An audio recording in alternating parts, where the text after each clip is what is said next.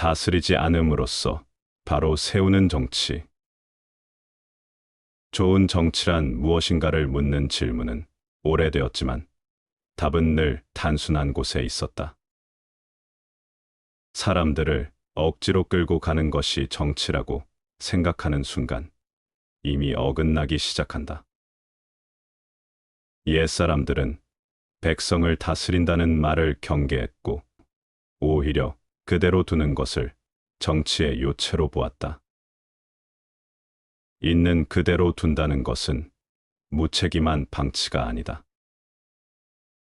그것은 사람의 타고난 성품이 본래 어그러지지 않았음을 믿는 태도다. 사람은 본래 스스로 살아갈 힘과 질서를 가지고 태어난 존재라는 전제에서 출발한다. 정치가 그 위에 군림하려 들면 그 순간부터 천성은 구부러진다. 방임해 둔다는 말 역시 오해받기 쉽다. 아무것도 하지 않는 것이 아니라 하지 말아야 할 것을 하지 않는다는 뜻이다. 지나친 규율과 통제는 사람의 덕성을 키우지 않는다. 오히려 덕을 계산하게 만들고 선을 연기하게 만든다. 사람들이 스스로의 기준으로 살아갈 수 있을 때 사회는 조용히 굴러간다. 위에서 손을 대기 시작하면 아래에서는 눈치를 보기 시작한다. 눈치는 곧 거짓이 되고 거짓은 다시 제도를 복잡하게 만든다. 정치는 점점 커지지만 신뢰는 점점 사라진다. 백성의 천성이 삐뚤어질까 두려워 손을 놓는 것이 아니라 권력이 개입함으로써 삐뚤어질까 두려워 물러나는 것이 참된 절제다. 덕성이 변할까 걱정에 간섭하지 않는 것은 무능이 아니라 자각이다. 사람이 스스로 바르게 살 수 있다면 다스릴 이유는 없다. 다스림이 필요해졌다는 사실 자체가 이미 실패를 말해준다. 정치는 문제를 해결하는 기술이 아니라 문제를 만들지 않는 지혜에 가깝다. 이 말은 오늘을 사는 개인에게도 그대로 적용된다. 가정이든 조직이든 통제하려 들수록 관계는 메말라간다. 믿고 맡길 때 사람은 자기 자리를 지킨다. 다스리지 않음은 포기가 아니다. 가장 높은 자리에서 가장 낮은 개입을 선택하는 용기다. 그 용기가 있을 때 사람은 본래의 모습으로 살아가고 사회는 소리 없이 바로 선다. 세속적 성공은 본성과 무관하다. 장자가 말했다. 뜻을 얻었다는 말은 자리가 아니라 마음을 가리켰다. 벼슬이 높아졌다는 뜻이 아니라 스스로의 삶에 만족하여 더 바랄 것이 없는 상태를 말한 것이다. 마음이 고요하고 즐거우면 이미 충분하다고 여겼고 그 지점에서 삶은 흔들리지 않았다. 그러나 시간이 흐르며 뜻을 얻는다는 말은 점점 다른 방향으로 쓰이기 시작했다. 높은 자리에 오르는 것, 이름이 알려지는 것, 권한을 쥐는 것이 뜻을 이룬 증거가 되었다. 마음은 비워졌는데 자리는 채워졌고 만족은 멀어졌는데 욕망은 커졌다. 높은 벼슬이라는 것은 본래 사람의 타고난 성품과 무관하다. 그것은 안에서 자라난 것이 아니라 밖에서 우연히 흘러들어온 것이다. 때가 맞아 붙은 이름표일 뿐 그 사람 자체를 증명해 주지는 않는다. 그래서 벼슬은 오기도 하지만 떠나가기도 한다. 오는 것을 막을 이유도 없지만 가는 것을 붙잡을 이유는 더더욱 없다. 그것은 내 것이 아니기 때문이다. 내 안에서 길러진 것이 아니라면 잃는다고 해서 본질이 줄어들지도 않는다. 사람이 괴로워지는 순간은 자리를 자신과 동일시할 때다. 직책이 곧 나라고 믿는 순간 내려오는 모든 것은 상실처럼 느껴진다. 그러나 마음의 즐거움은 자리에 의존하지 않는다. 조용히 숨 쉬듯 존재하는 것이며 누구도 빼앗을 수 없다. 진짜 뜻을 얻는다는 것은 밖의 조건이 충족되는 일이 아니다. 안에서 더 이상 조급해하지 않는 상태에 가깝다. 이미 충분하다고 느낄 수 있을 때 사람은 흔들리지 않는다. 높은 자리에 있어도 마음이 비어 있으면 뜻을 얻지 못한 것이고, 아무 이름이 없어도 마음이 족하면 이미 뜻을 얻은 것이다. 오는 것은 인연으로 받고 가는 것은 자연으로 보내는 태도. 그 담담함 속에 옛사람들이 말한 뜻에 무게가 있다. 성실한 마음과 온화한 기운을 지녀라. 가정에는 진정한 부처가 한 명 있어야 하고 일상 속에는 진정한 도가 있어야 한다. 사람이 성실한 마음과 온화한 기운을 가지고 얼굴에는 즐거움을, 말씨에는 부드러움을 담아 부모 형제와 뜻을 통하게 해야 한다. 이는 숨을 고르게 하고 내심을 관조하는 것보다 그 공덕이 만배나 더 크다. 행복한 가정의 내면을 들여다보라. 그들은 서로가 닮아 있다. 그러나 불행한 듯싶은 가정을 들여다보라. 가족 모두가 따로따로인 것이 확연하게 보인다. 참스런 부처를 절간에서 찾을 필요가 없다. 그것은 그대 가정 속에 있으며 가족 모두가 참부처일 수 있다. 진리는 먼 곳에 있는 것이 아니라 그대의 일상생활 속에 우주의 섭리처럼 진행되고 있다. 모든 식구가 한뜻으로 삶을 영위한다면 진리를 깨닫기 위한 참선도 필요 없다. 정중동은 서로가 그 속에 있다. 움직이기를 좋아하는 사람은 마치 구름 속에서 번뜩이는 번개처럼 언제나 변화무쌍하고 예측할 수 없다. 바람 앞의 등불처럼 그 불안정함은 언제 꺼질지 모른다. 반면 고요함을 사랑하는 사람은 차가운 재처럼 모든 열정을 잃어버리고 마른 나뭇가지처럼 생기를 잃은 상태로 살아간다. 그러나 진정한 깨달음을 얻은 사람은 멈춘 구름 속에서 날아오르는 솔개처럼 잔잔한 물 위에서 힘차게 뛰어오르는 물고기처럼 고요 속의 힘을 간직하고 있다. 그것이 바로 도를 깨우친 사람의 진정한 마음가짐이다. 모든 것이 마음속에 있다. 성급한 것이 어리석은 자의 약점이라면 비활동적인 성격 또한 어리석고 게으른 자의 약점일 것이다. 바다보다 더 장대한 것은 하늘이고 하늘보다 더 장대한 것은 사람의 마음이다. 마음속에서는 모든 것을 포용할 수 있다. 그대 마음을 다스려라. 그리고 그대 마음을 그대가 조율하라.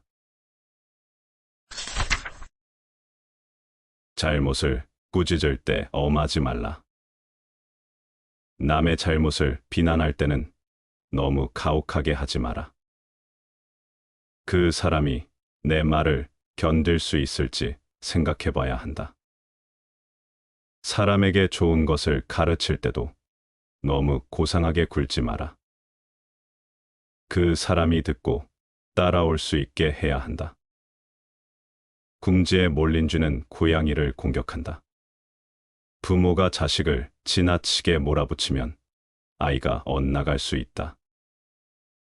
다른 사람의 잘못을 나무랄 때는 완급 조절이 필요하다. 지나치게 엄하게 하면 감정이 상하고 반발심이 들 수 있다. 감정이 상한 뒤부터는 말이 맞고 틀리고는 중요한 문제가 아니게 된다. 감정 싸움이 되어버린다. 아무리 좋은 것이라 하더라도 가르침을 받을 사람의 수준을 생각하지 않으면 서로 피곤한 시간 낭비가 된다. 남의 허물을 꾸짖을 때는 그 사람의 아픈 곳을 다치지 않게 치유하듯 말해야 한다. 상처에 약을 발라주듯 그렇게 꾸짖어야 한다. 남을 가르칠 때도 마찬가지다. 상대가 알아들을 수 없는 내용을 아무리 그대의 유식한 언어로 들려주어도 그에게는 통하지 않는다. 밝음은 어둠에서 비롯된다. 굼벵이는 비록 더럽고 추악하지만 결국 매미로 변하여 가을바람의 이슬을 마신다. 썩은 풀은 빛을 잃었지만 반딧불로 변하여 여름밤을 찬란하게 밝힌다. 깨끗함은 항상 더러움에서 나오며 밝음은 항상 어둠에서 비롯되는 것임을 알라. 굼벵이는 썩은 것들을 먹고 자란다. 그러나 마침내 매미가 되어 나뭇가지 위에서 계절을 노래한다. 옛사람들은 썩은 풀이 변하여 반딧불이 된다고 믿었다. 반딧불의 알이 썩은 풀더미 속에서 자라니 그럴듯하다. 그러나 여름밤의 반딧불이야말로 얼마나 아름다운가.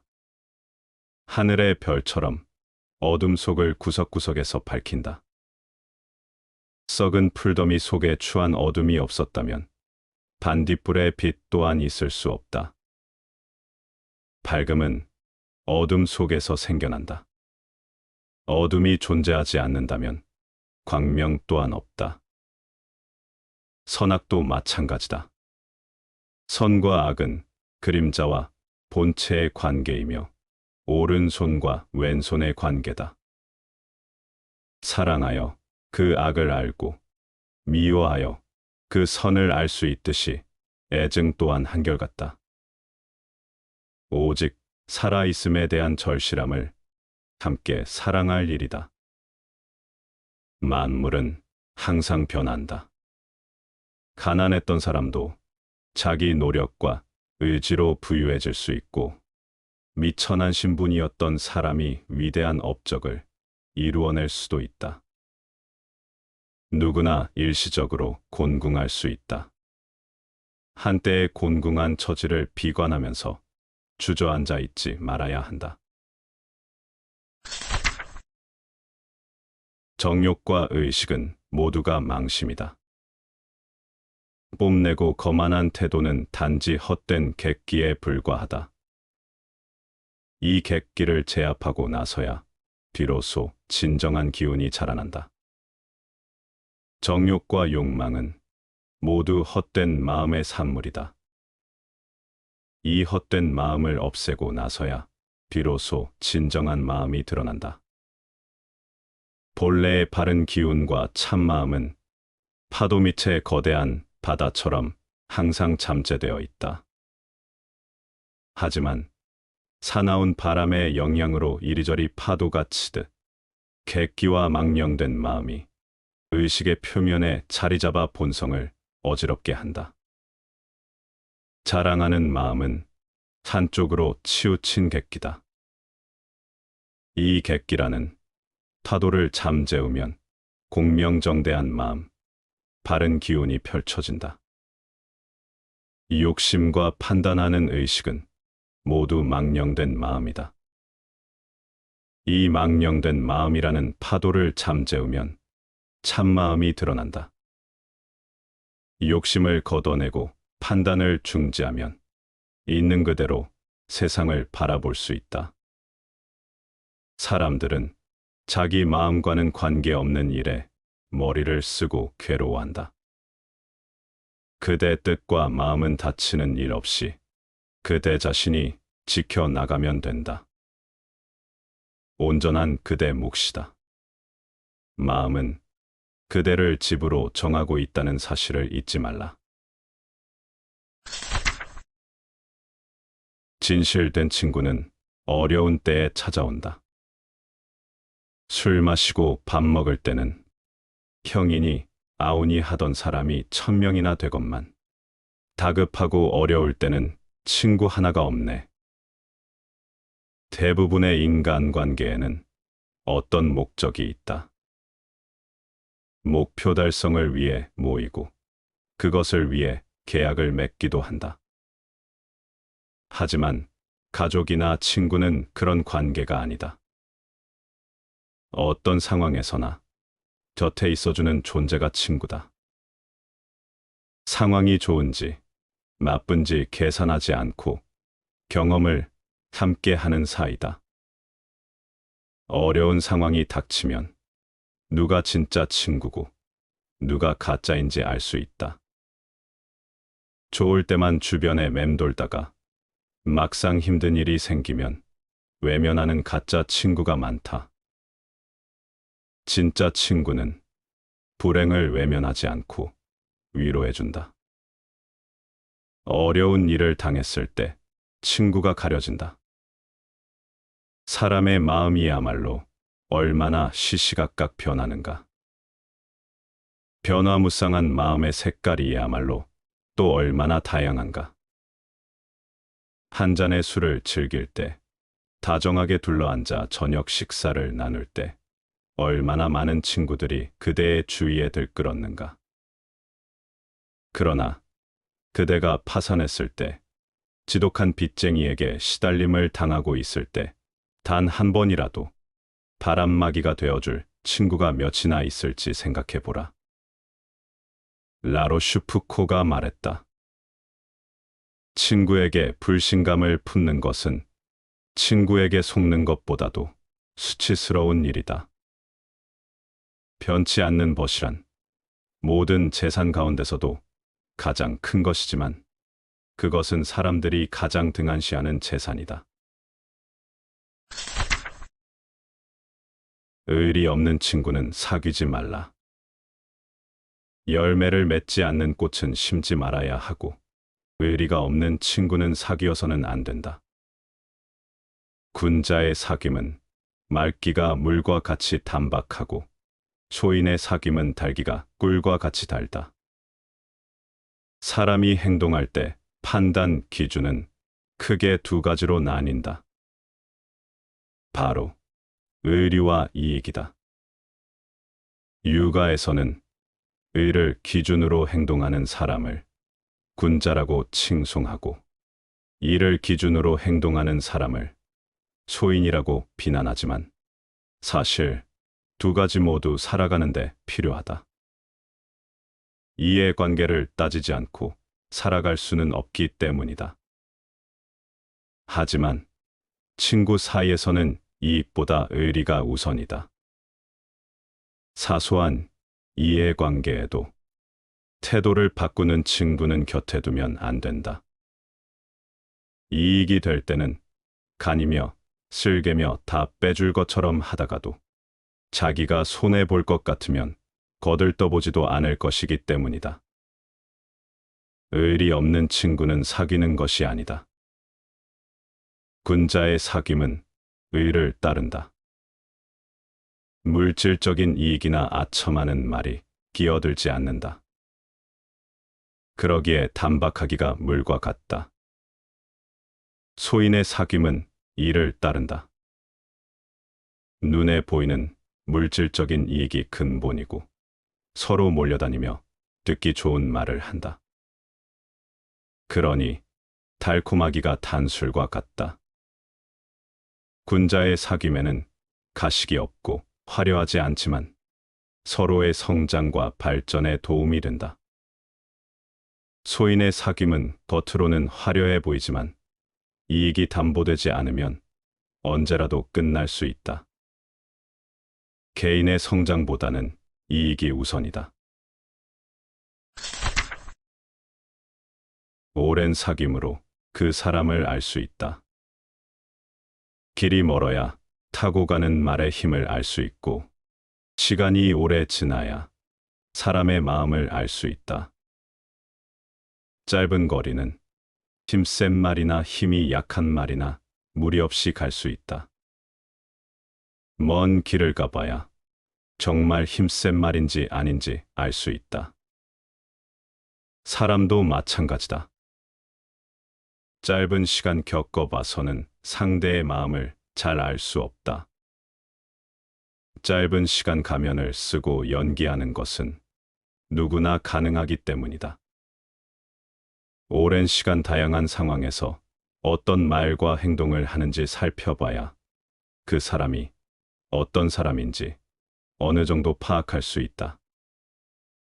지금 눈앞에 보이는 상대의 모습은 일시적이고 꾸며낸 허상일 수 있다. 오늘이 마지막이라면 그 다음은 모두 선물이다. 우리 바로 곁에는 무한한 과거와 끝없는 미래가 존재한다. 그 거대한 시간의 흐름 앞에서 모든 것은 이내 사라지고 모든 사물은 영원의 심연 속으로 흔적 없이 묻힌다. 그럼에도 불구하고 인간은 마치 자신의 인생이 영원히 계속될 수 있을 것처럼 갈망하고 노여워하고 안달한다. 얼마나 어리석은 일인가. 왜 우리는 자신에게 주어진 수명을 두고 끝없이 아쉬워하고 불만을 품는가? 삶의 길이 또한 자연이 정해준 몫이다. 그것은 절대적이지 않으며 더도 덜도 아닌 지금 이 순간 그 자체로 충분하다. 그러니 이렇게 생각해보라. 오늘이 당신의 마지막 날이라고. 지금 이 순간 죽음이 문 앞에 도착했다고 상상해보라. 그러면 그 이후 주어지는 모든 시간은 계약서에도 적혀 있지 않은 특별한 보너스처럼 느껴질 것이다. 기대하지 않았던 하루, 보장받지 못했던 일주일, 그 모두가 뜻밖의 선물이 된다. 그 선물을 받았다면 이제 남은 것은 단 하나. 자연의 섭리에 순응하며 살아가는 것. 억지로 더 가지려 애쓰지 않고 주어진 하루에 감사하며 갈 때가 되면 조용히 떠나는 것. 삶의 더섭음을 받아들이는 자만이 비로소 삶을 진실로 누릴 수 있다. 그리고 죽음을 미리 받아들인 자만이 진정으로 살아있다고 말할 수 있다. 오늘을 마지막이라 여기며 살아라. 그러면 내일은 그저 축복일 뿐이다. 이름마저 사라질 때 무엇이 남는가? 기억하는 사람이든 기억되는 사람이든 우리는 모두 하루살이 같은 존재다. 아무리 길게 살아도 시간 앞에서는 찰나일 뿐이다. 머지않아 당신은 앙상한 뼈만 남긴 채 한 줌의 재로 변할 것이다.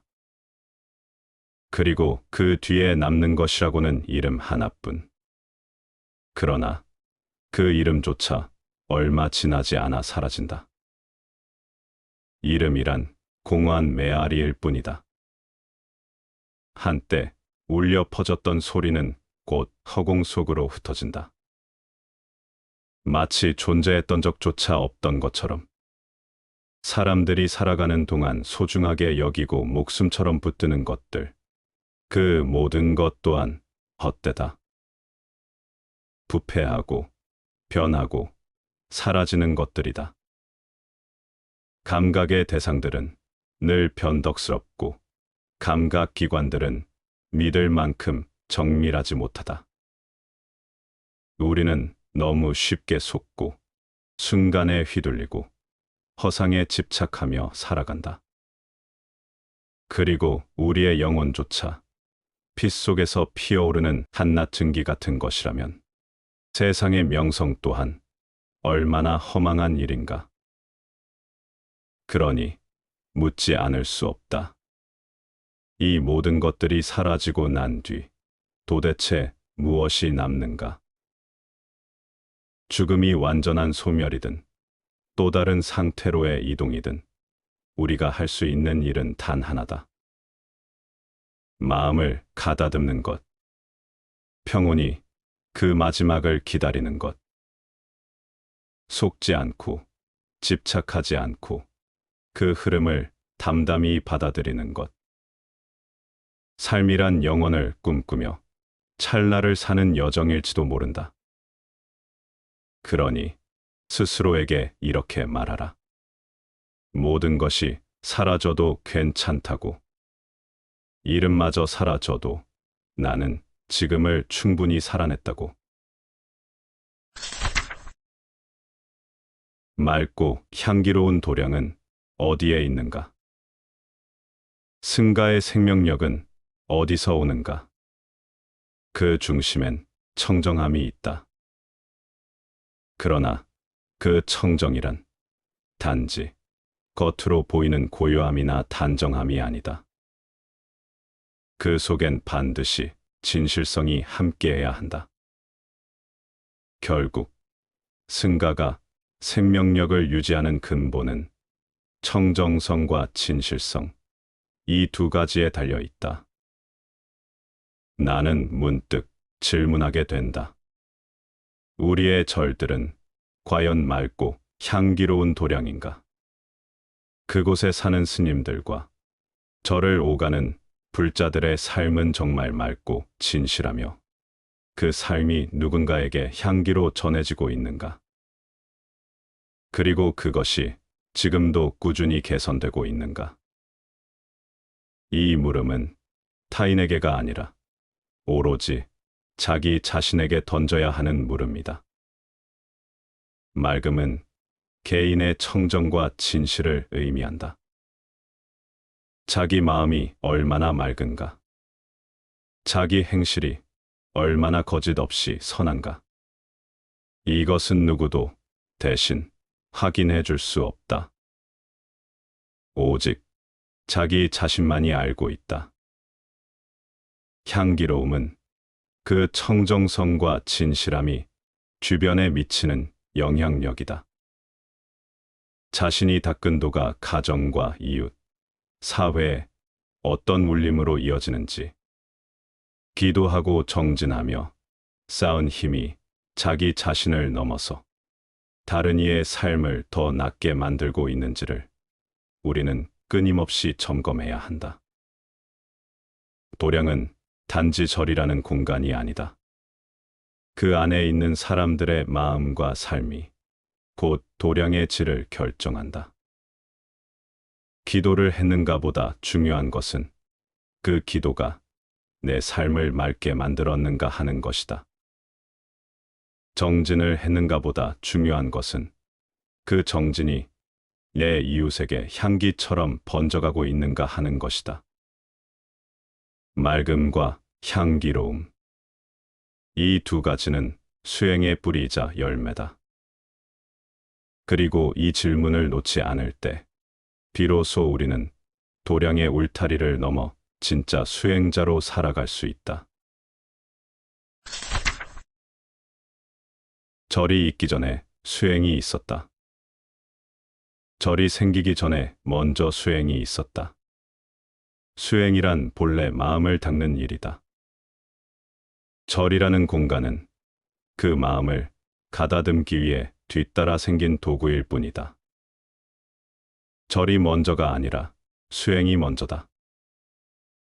절에 다닌 지 10년, 20년이 되었다는 말만으로는 그 사람의 수행 깊이를 가늠할 수 없다. 문제는 시간의 길이가 아니라 얼마나 진심으로 자신의 삶을 들여다보았는가에 달려 있다. 절이나 교회를 습관처럼 다니는 사람들이 있다. 형식은 있지만 중심은 없고, 기도는 하지만 돌아서면 허공처럼 흩어진다. 이들은 절의 재정에는 도움이 될지 몰라도 자기 삶의 중심을 놓치는 경우가 많다. 종교 생활이 마음의 울림으로 남기보다는 그저 해오던 습관이나 사회적 소속으로 머무르기 때문이다. 이런 모습 때문에 일부 극단주의자들은 종교를 마약이라 비난하기도 한다. 그 말이 모두 옳지는 않지만 우리는 그 지적 앞에서 한 번쯤 스스로를 돌아볼 필요가 있다. 나는 왜 절에 다니는가? 나는 왜 기도를 하고 예불을 하는가? 그 시간들이 정말 나의 삶과 마음을 바꾸고 있는가? 수행은 절 안에서만 하는 것이 아니다. 기도문 속에만 있는 것도 아니다. 출근길, 버스 안에서도, 아이를 재우는 밤늦은 방 안에서도, 누군가에게 마음을 내어주는 그 순간에도 수행은 깊어질 수 있다. 절은 수행의 도구이지, 수행의 완성은 아니다. 겉의 형식이 아니라 속의 중심이 먼저 깨어 있어야 한다. 절이 있기 전에 수행이 있었다. 이 본말을 뒤바꾸어서는 안 된다. 신앙은 껍질이 아니라 매일의 삶 속에서 피어나는 진실한 나의 변화로 증명되어야 한다. 왜 절에 가는가? 왜 교회에 가는가? 깨어 있어야 한다. 우리가 절에 가는 이유, 교회에 나가는 이유는 분명해야 한다. 그 질문을 놓치는 순간부터 신앙은 껍질이 된다. 사람들은 종교시설에 나가는 것만으로 자신이 신앙인이라 자부하기도 한다. 하지만 진정 중요한 것은 왜 가는가에 대한 자문이다. 왜 절에 가는가? 왜 예배를 보러 교회에 나가는가? 그 물음을 그때그때 자신에게 던질 수 있어야 한다. 무엇을 의지 삼아 그 발걸음을 내딛는가? 내 마음은 지금 어디로 향하고 있는가? 이 질문이 없으면 신앙은 습관이 되고 습관은 타성에 젖은 껍데기로 전락한다. 행사에 참여하고 의식에 참석하는 것만으로는 진정한 신자가 될 수 없다. 중요한 것은 그 모든 행위가 내 삶을 얼마나 바꾸고 있는가이다. 기도하고 예배드리고 염불하면서도 삶의 태도는 여전히 그대로라면 그 신앙은 과연 무엇을 바꾸고 있는 것인가? 깨어있는 사람은 자신을 냉정히 바라볼 줄 안다. 이 길은 진정 나를 더 낫게 만드는가? 이 질문이 없다면 차라리 신앙생활을 하지 않는 이보다 더 깊은 어리석음에 빠질 수도 있다. 겉은 경건해 보일지 몰라도 속은 공허하기 때문이다. 진짜 신앙은 삶을 비추는 거울이다. 어제의 내가 오늘의 나보다 덜 깨어 있었고, 오늘의 내가 내일 더 맑아지려는 마음을 품고 있다면 그것이 바로 신앙이다. 의식보다 중요한 것은 매 순간 자기 삶을 돌아보려는 의지이다. 그 의지가 없다면 절도, 교회도, 도량도 결국 하나의 장소에 불과하다. 그 장소가 나를 바꾸어 주지 않는다. 나를 바꾸는 것은 내 안의 질문이며 그 질문에 대한 매일의 응답이다. 시간을 살리는 삶. 시간의 덧없음은 노년에만 해당하는 것이 아니다. 남녀노소 누구에게나 하루 24시간은 똑같이 주어지며 그 시간은 손살같이 지나간다. 시간은 누구에게도 멈추지 않고 언제나 앞으로만 흐른다. 그래서 순간순간의 삶이 얼마나 엄숙한 것인지 정신이 번쩍 들지 않을 수 없다. 우리는 그 귀중한 시간을 어떻게 맞이하고 있으며 또 어떻게 흘려보내고 있는지를 깊이 들여다보아야 한다. 우리의 삶은 시간 위에 놓여 있다. 시간을 따라 우리는 살기도 하고 또한 죽기도 한다. 더 나아가 우리는 시간을 살리기도 하고 죽이기도 한다. 같은 하루를 보내더라도 어떤 이는 시간을 살리고 또 어떤 이는 시간을 허비하며 죽인다. 친구를 만나 정다운 마음을 나누고 서로에게 유익한 자리를 만들었다면 그것은 분명 시간을 살린 일이다. 그러나 쓸데없는 말로 시간을 낭비하고 남의 허물을 이야기하며 서로에게 아무런 도움도 되지 않는 시간을 보냈다면 그것은 시간을 죽인 일이다. 시간을 어떻게 사용하는지가 결국 삶을 어떻게 살아가는지를 말해준다. 무심코 흘려보낸 시간이 쌓이고 모여 인생이 된다. 그러므로 우리는 누군가를 만날 때, 어떤 자리에 머물 때, 지금 이 시간을 살리고 있는지 아니면 죽이고 있는지를 스스로 안으로 들여다볼 수 있어야 한다. 시간은 다시 오지 않는다.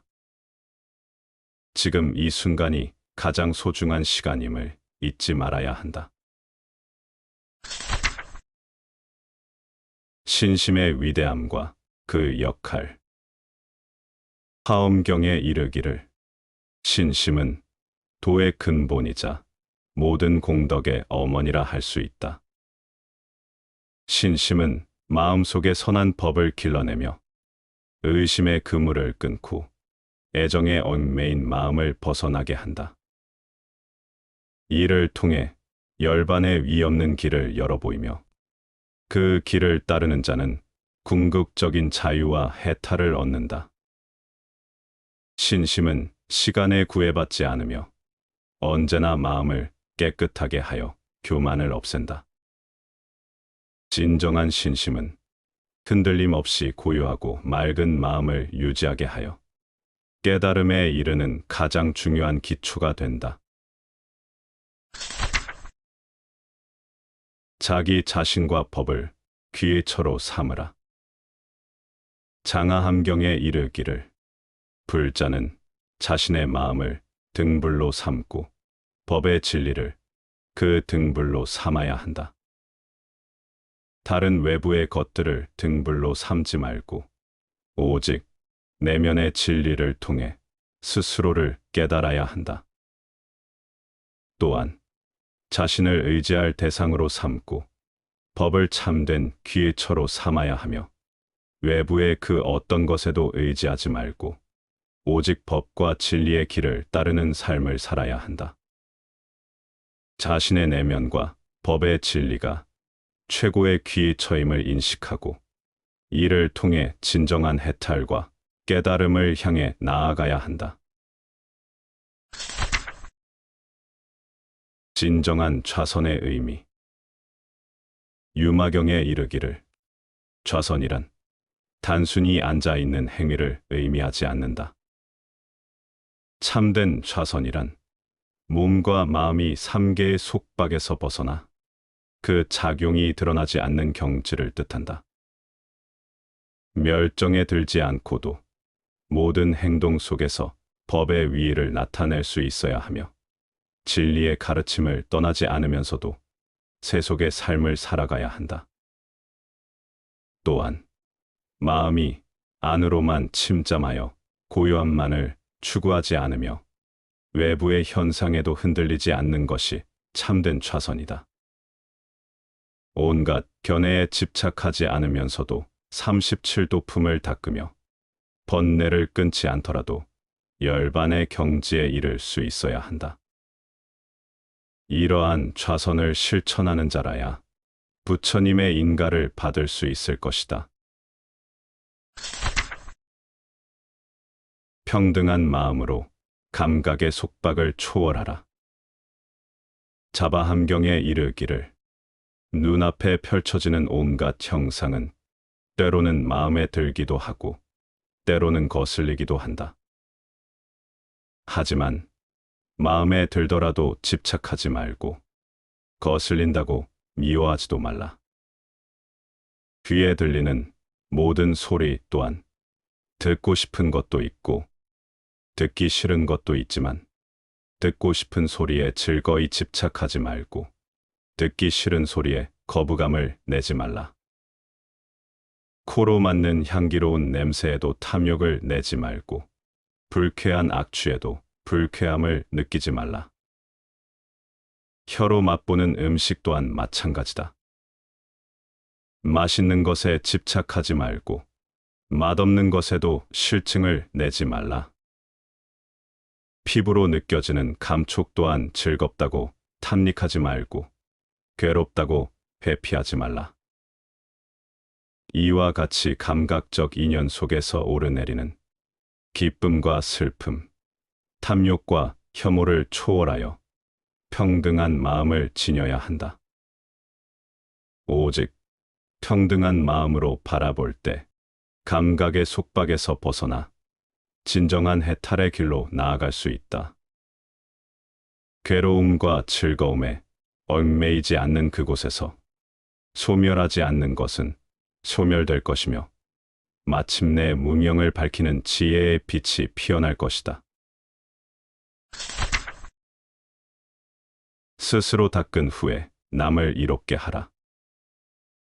법지묘송경에 이르기를 마땅히 먼저 스스로를 닦아 바르게 하고 그 후에야 다른 일을 바르게 이끌 수 있느니라. 만약 스스로의 몸과 마음을 바르게 하여 악을 범하지 않는다면 이는 참된 지혜라 할 것이다.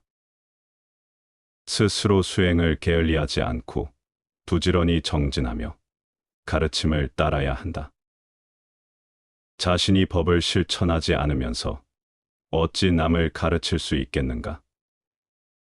마치 등불이 먼저 자신을 밝힌 뒤 주위를 비추듯 스스로 바름을 이루지 않고는 세상을 바르게 인도할 수 없느니라.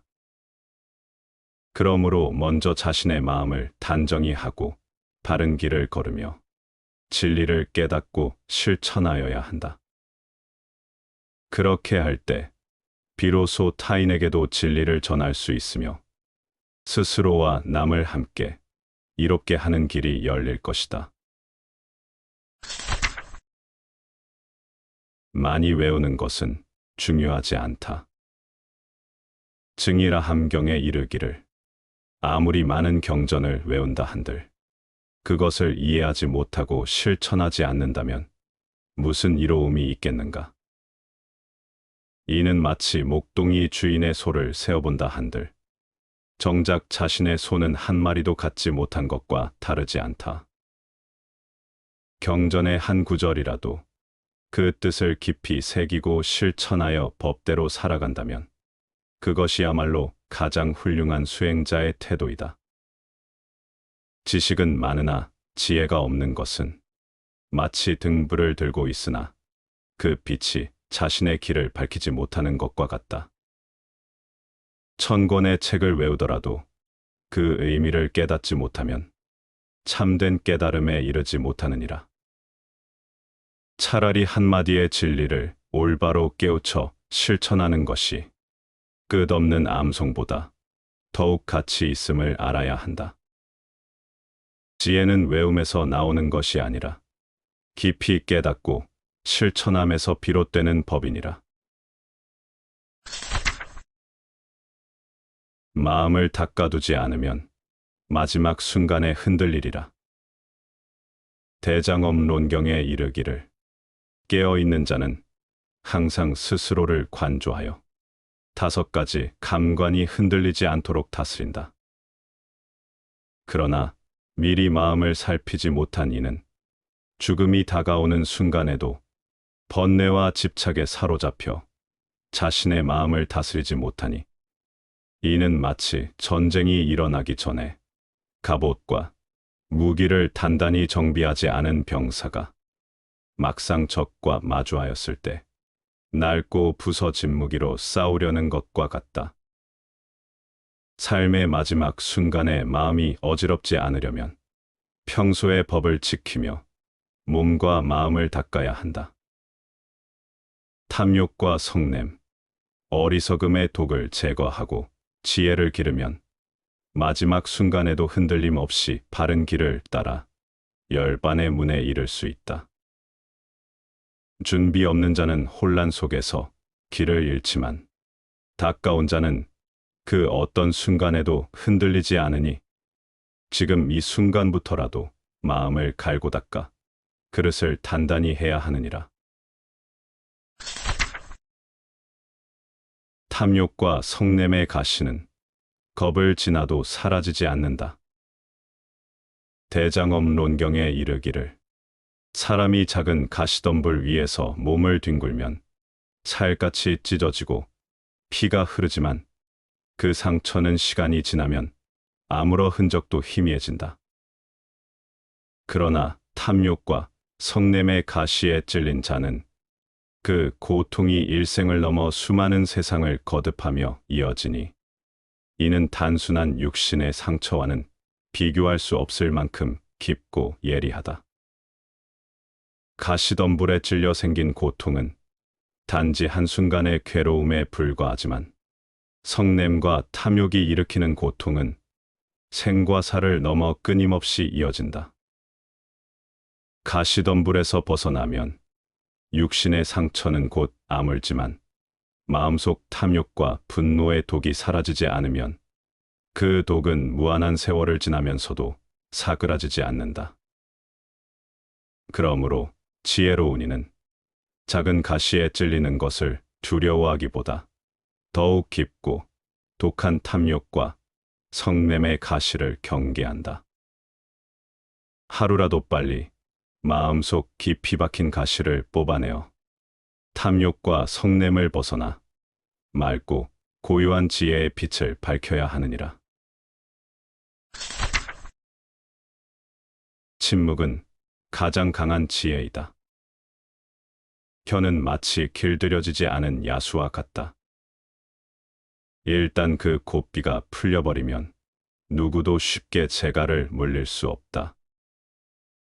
말은 마음의 맥박이며 정신의 거울이다. 지혜로운 사람은 상대의 말투와 단어, 속도와 태도를 통해 그의 마음의 건강, 자제력의 수준, 그리고 정신의 단단함까지 꿰뚫어 본다. 하지만 역설적이게도 말을 가장 조심해야 할 이들이야말로 가장 쉽게 혀를 놀린다. 감정에 휩쓸려 내뱉은 말, 생각 없이 던진 농담, 비수를 품은 비난은 자신도 모르게 파국의 문을 연다. 이처럼 통제되지 않는 말은 인간을 가장 어리석은 존재로 만든다. 반면 진정한 지혜인은 혀를 다스릴 줄 아는 사람이다. 그는 입 밖으로 나가는 한마디, 그 안에 담긴 의미와 무게, 타인에게 미칠 파장까지 먼저 헤아린다. 그는 결코 흥분해서 말하지 않는다. 말에 앞서 깊이 침묵하고 침묵 속에서 스스로를 다스린다. 그렇게 함으로써 그는 불필요한 근심과 번뇌를 피하고 인간관계의 갈등과 상처를 미연에 막으며 자신이 얼마나 자제력이 뛰어난 사람인지를 굳이 말하지 않아도 행동으로 증명한다. 입은 열수록 사람을 드러내고 침묵은 깊어질수록 사람의 깊이를 드러낸다. 말은 때로 사람의 품격을 결정짓지만 침묵은 사람의 통찰을 완성한다. 그러므로 우리가 혀라는 야수를 다스리는 법을 배운다면 세상을 훨씬 더 고요하고 품위 있게 살아갈 수 있다. 혀를 삼켜라. 말이 앞서지 않고 지혜가 말보다 먼저 다스리게 하라. 침묵 속에서만 진정한 존엄이 자란다. 아첨과 과장에 취하지 말라. 지혜로운 사람은 남들이 떠벌리는 말에 쉽게 마음을 빼앗기지 않는다. 사람들은 때로 허풍으로 귀를 어지럽히고 때로 아첨으로 마음을 흐린다. 그러나 그들의 목적은 하나다. 상대의 허영을 자극해 자신에게 유리한 방향으로 이끌려는 것이다. 과장하는 이들은 늘 말을 부풀려 진실의 무게를 가볍게 만들고, 아첨하는 이들은 달콤한 말로 상대의 이성을 마비시킨다. 겉모습은 다르지만 그들이 노리는 것은 같다. 자신의 이익, 자신의 필요, 자신의 순간적인 목적을 위해 상대의 판단력을 흐트러뜨린다. 지혜로운 이는 이런 사람들의 말을 들을 때 늘 한 걸음 뒤로 물러서서 바라본다. 상대의 말을 액면 그대로 믿지 않고 그 말이 나오는 배경과 숨은 의도를 먼저 살핀다. 칭찬이 넘칠수록 스스로를 더 돌아보고 비난이 거셀수록 감정에 휘둘리지 않는다.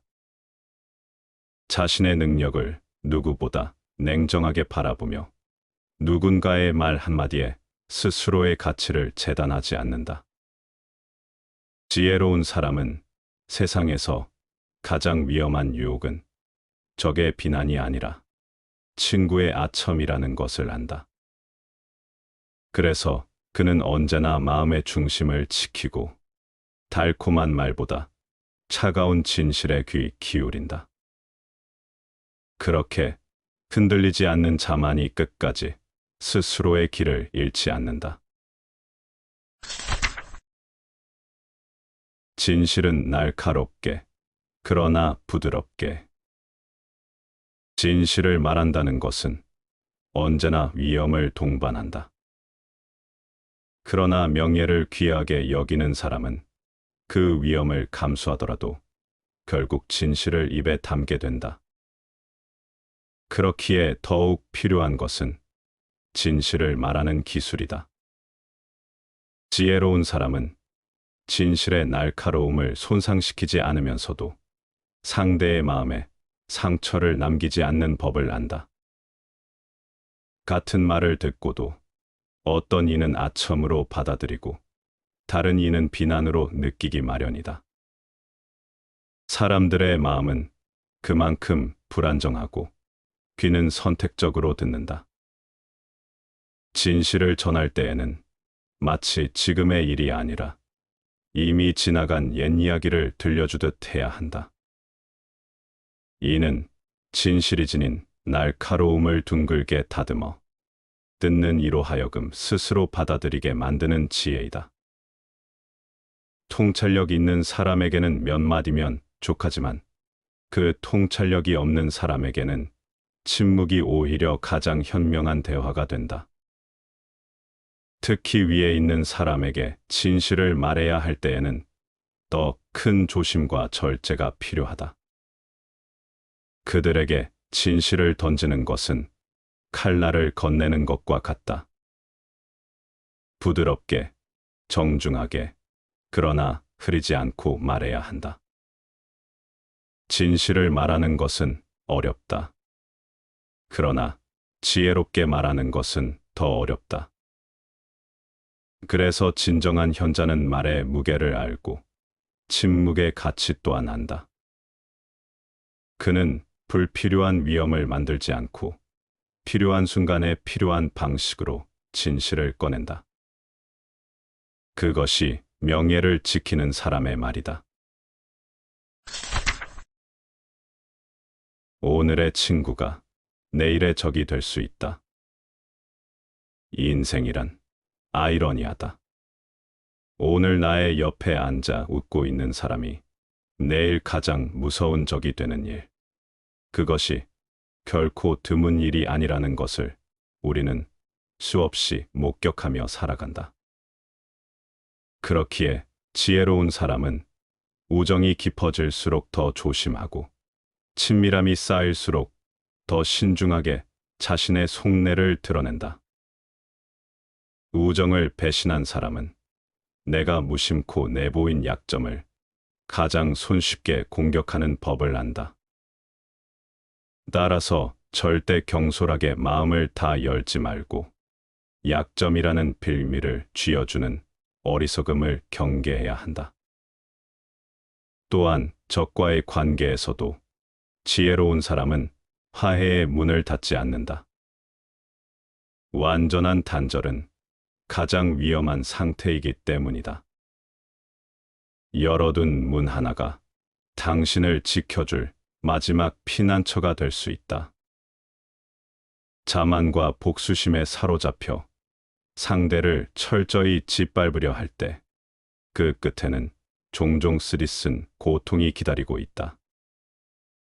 잠깐의 복수심이 가져다주는 쾌감은 결국 당신의 마음에 깊은 상처로 남고 만다. 그래서 참된 승리는 복수가 아니라 관용이다. 용서할 줄 아는 사람이 가장 강한 사람이며 불씨를 꺼뜨릴 줄 아는 사람이 가장 지혜로운 자이다. 원한에 사로잡힌 삶은 고통일 뿐이며 결국 그 독은 자신에게 되돌아온다. 우정에도 적대에도 완벽한 끝은 없으며 그 사이 어디쯤에서 우리는 자신을 지키는 법을 배워야 한다. 관용의 문을 닫지 마라. 그 문이 당신을 지켜줄 유일한 길이 될지도 모른다. 더불어 살아가는 마음을 가져라. 남의 흉한 일을 애틋하게 여기고, 남의 좋은 일은 즐겁게 여기고, 남의 절박함은 도와주고, 남의 위태로움을 구하여 주어야 한다. 경행록의 말이다. 다른 사람이 불행하다면 그것을 보고 함께 아파하는 것이 정상이다. 남의 불행에 기뻐한다면 사람이라 할 수 없다. 다른 사람에게 좋은 일이 생겼다면 질투하지 말고 함께 기뻐하라. 주변에 위험하고 절박한 상황에 빠진 사람이 있다면 외면하지 말고 도와주어야 한다. 사람은 함께 살아가는 존재다. 다른 사람을 나와 완전히 별개의 존재로 여긴다면 스스로 고립되고 외로워질 것이다. 모든 사람은 연결되어 있다. 혼자만 존재하는 사람은 없다. 우리는 모두 커다란 생명의 흐름 속에서 영향을 주고받는다. 다른 사람과 더불어 살아가는 넉넉한 마음을 가지면 행복이 가까이 있다. 타인이란 내가 아니라 남이다. 남이란 말은 항상 거리감이 있다. 어딘가 낯설고 불편하다. 남의 연병이 내 곱불만 못하다는 속담이 있다. 자기의 어려움은 작은 것이라도 중대하게 생각하고 남의 큰 위험은 조금도 동정하지 않는다는 뜻이다. 라즈니쉬는 이렇게 말한다. 낯선 사람은 아무도 없다. 아니, 모두가 낯선 사람들일지도 모른다. 마음을 나눈다면 아무도 낯선 사람이 아니지만 마음을 나누지 않는다면 모두가 낯선 사람들이다. 나와 타인 사이에는 마음이라는 훌륭한 다리가 있다. 선과 덕으로 튼튼하게 무장된 그런 다리가 마음이다. 마음을 터놓을 수만 있다면 서로가 서로에게 낯설지 않다. 그대 속에 있는 타인을 감싸라. 그것이 그대를 감싸는 울타리가 된다. 뒤에서 하는 말은 믿을 수가 없다. 눈으로 본 일도 오히려 모두 진실이 아닐 것이라고 의심하는데 등 뒤에서 하는 말을 어찌 깊이 믿을 수 있겠는가? 사람의 본능적인 욕구 중 하나가 말하고 싶은 욕구다. 때로는 말하는 내용이 그다지 중요하지 않을 수도 있다.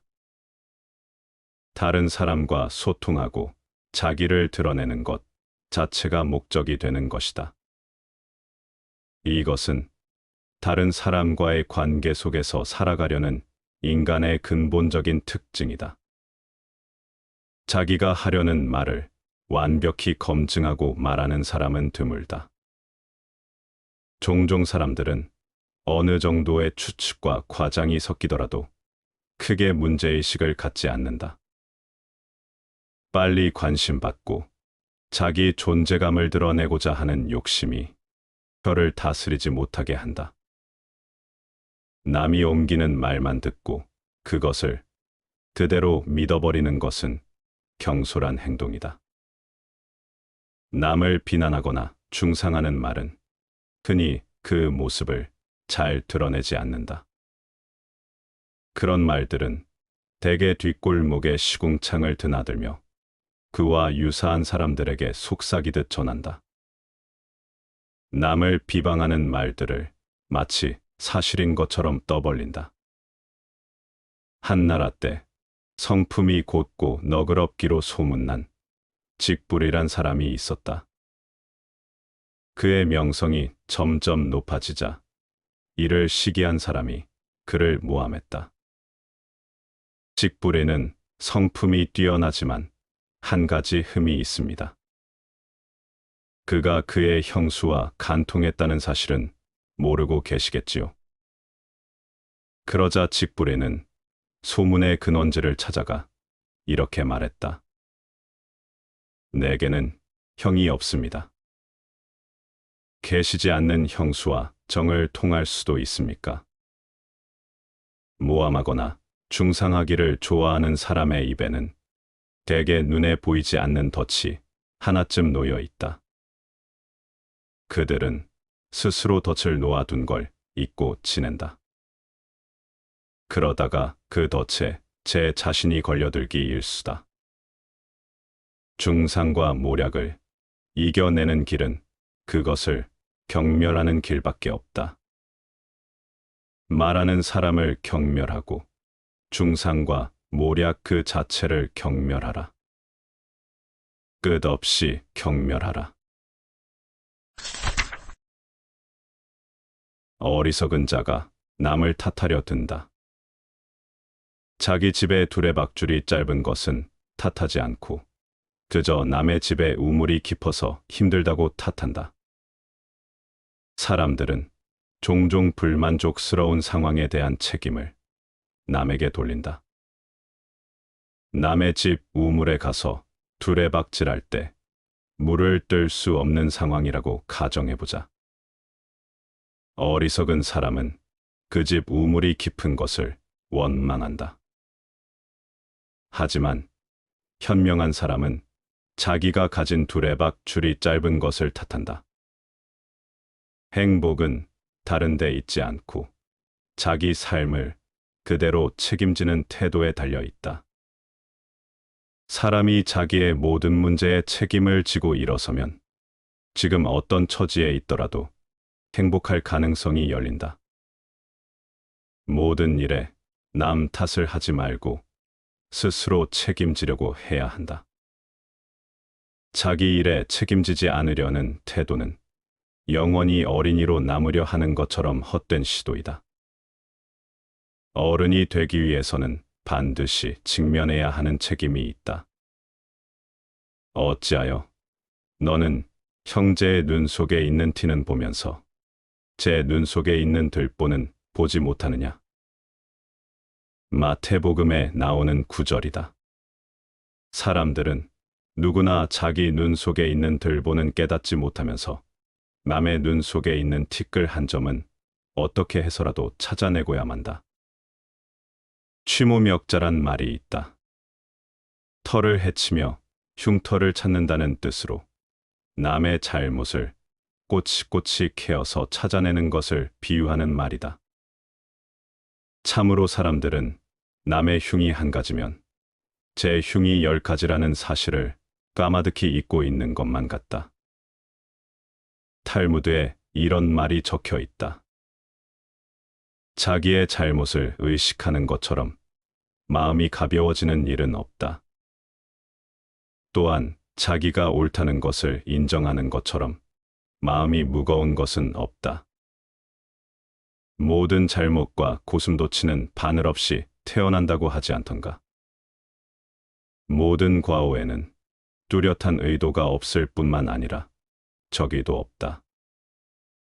무엇이 두려우며 무엇이 쑥스러운가? 법구경의 가르침에 귀를 기울이라. 사람이 먼저는 잘못이 있더라도 뒤에 다시 저지르지 않으면 그는 달이 구름에서 나온 것처럼 능히 이 세상을 비추리라. 순리대로 살아야 한다. 하늘이 만약 일상적인 모습에서 바뀌게 되면 바람이 불거나 비가 올 것이지만 사람이 만약 일상적인 모습에서 바뀌게 되면 병이 들거나 죽을 것이다. 보통 비가 내리기 전에는 바람이 분다. 하지만 하늘이 정해진 이치를 바꾸면 바람이 불지 않아도 갑자기 비가 내린다. 사람은 밤에는 자고 아침에는 일어나야 한다.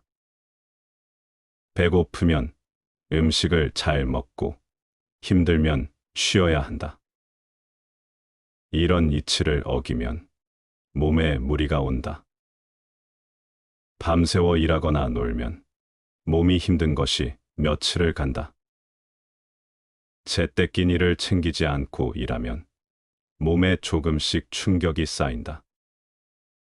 젊은 시절 건강한 몸을 믿고 순리를 어기면 나이가 들어 몸이 고생하거나 병에 걸리지 않더라도 급사할 수 있다. 드러나는 병이 없더라도 항상 순리를 어기지 말고 조심해야 한다. 정상적인 삶이란 바르고 떳떳한 삶이다. 많은 사람들이 정상적인 삶에 의존하여 평탄하고 안정된 나름대로의 행복을 인식하며 살아간다. 하늘은 가끔 급격한 기상의 변화로 그야말로 정상이 아닌 모습들을 보여준다. 마른 하늘에 벼락이 친다거나 쨍쨍한 햇볕이 비치는 중에 비가 내리기도 한다. 그러나 대개의 하늘은 언제나 평온하다. 구름이 하늘을 흐르고 햇볕은 빛나며 밤이면 달과 별들이 번갈아 하늘을 수놓는다. 마찬가지로 사람에게도 정상이 아닐 때가 있다. 평탄하고 안정된 삶을 살아가는 가운데서 돌발 사태를 만나는 경우가 있다. 그런 경우까지를 일컬어 정상이 아니란 표현은 적절치 못하다. 하지만 평생을 비정상적으로 살아가는 사람들이 있는데 그들이 예상보다 많다는 사실은 우리를 비감하게 만든다. 그대는 어떤가? 하늘이 정상을 잃으면 바람 없이 비가 오고 사람이 정상을 잃으면 병 없이 죽음을 당한다. 정상이 아닌 삶은 삶이 아님을 잊지 마라.